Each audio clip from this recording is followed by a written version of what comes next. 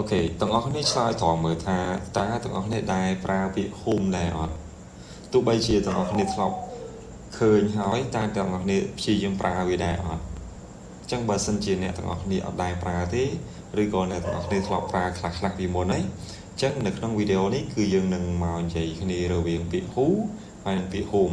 ថាតើពាក្យពីរហ្នឹងគេប្រើដោយរបៀបណាបើនិយាយពីពាក្យពីរហ្នឹងវាស្រដៀងគ្នាមែនតើមួយ who ហើយមួយទៀត whom ប៉ុន្តែដឹងតែភាគច្រើនគឺទាំងអស់គ្នាប្រើពាក្យ who នៅភាគច្រើននៅក្នុងរបស់មកឬក៏យើងប្រើតែពាក្យ who តែម្ដងអញ្ចឹងឥឡូវហ្នឹងគឺយើងមករៀនប្រើទាំងពីរប្រើទាំង whom ប្រើទាំង who អូខេអញ្ចឹងវារៀងពិបាកបន្តិចប៉ុន្តែបើសិនជាយើងសម្រួលឲ្យវាងាយយល់ហើយយើងរបាយជាពីរហើយយើង compare គ្នាពីរហ្នឹងទៅគឺយើងអាចឃើញថាវាអាចនឹងងាយជាងដែលយើងគិតអូខេឥឡូវយើងមកមើលទាំងអស់គ្នាអញ្ចឹងយើងមានប្រអប់ចំនួន2គឺមានប្រអប់មួយនេះគឺ who ហើយប្រអប់មួយនេះគឺសម្រាប់ whom ហើយនៅក្នុងជួរមួយនេះនៅក្នុងជួរមួយហ្នឹងគឺយើងមានឈ្មោះវាខ្ញុំដាក់ថា function example ហើយនឹង trick អញ្ចឹងនៅក្នុងហ្នឹងគឺយើងនឹងបែងចែកវាជា3បែបហ្នឹងហើយយើងនឹងមកនិយាយគ្នាម្ដងមួយទី1 function ការប្រើប្រាស់របស់វាមុខងាររបស់វាតួនាទីរបស់វានៅក្នុងល្បះអញ្ចឹងសម្រាប់ who នៅក្នុងល្បះវាដើរតួនាទីជាសព្វនាមប្រធានឬក៏ subjective pronoun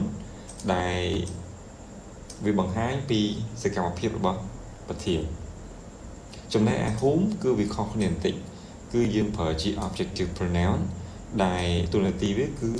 ទទួលអំពើពីប្រធាន receives the action from the subject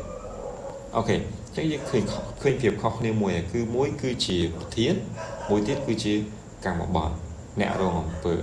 អូខេទី2ឧទាហរណ៍យើងមើលឧទាហរណ៍ទាំងអស់គ្នាអញ្ចឹងនេះគឺជាសំណួរអញ្ចឹងឧទាហរណ៍លើកនេះគឺខ្ញុំលើកយកតែសំណួរមកឲ្យគ្នាយើងមើលទេដើម្បីឲ្យយើងចេះប្រើប្រាស់សំណួរ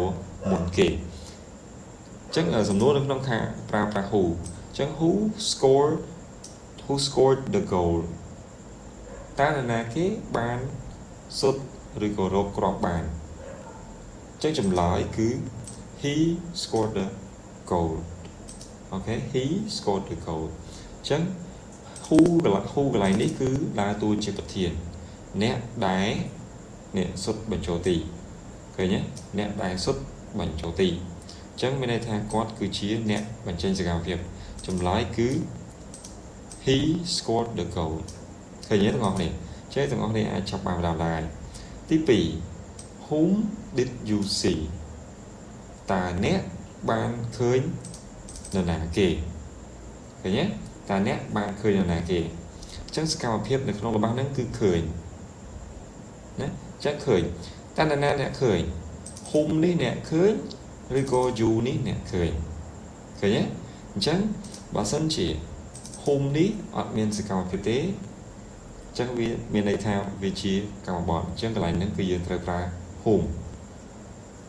ទាំងអស់គ្នាយល់ណាអញ្ចឹងឧទាហរណ៍នៃចម្លើយរបស់យើងគឺ you saw him អញ្ចឹងអ្នកដែលយើងបានឃើញហ្នឹងគឺ him នេះដែលគេសួររកនៅក្នុងសំណួរ whom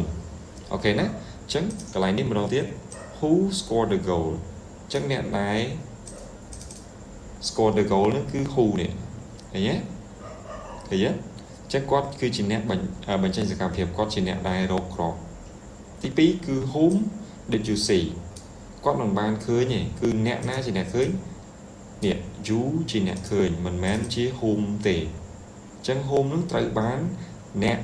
ឃើញវិញអូខេអញ្ចឹងវាខុសគ្នាតែប៉ុណ្្នឹងឯង